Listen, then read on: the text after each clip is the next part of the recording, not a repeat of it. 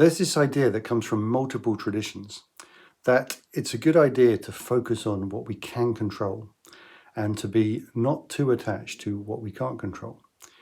So this applies very much to the goals that we set for ourselves.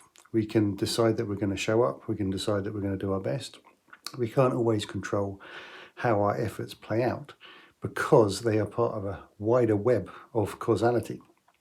And this can be quite liberating because it means we can disambiguate, we can distinguish between, what is ours, what is our responsibility, and what really is beyond our control.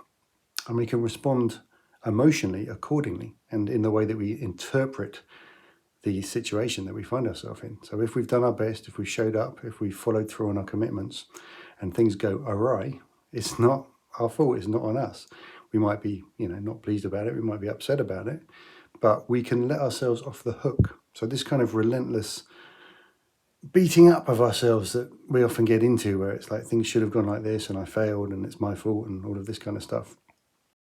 This can be improved by this new worldview, right? This different worldview, whereby we can control a lot of stuff. We can control our behavior, we can control our reactions, we can control our thoughts.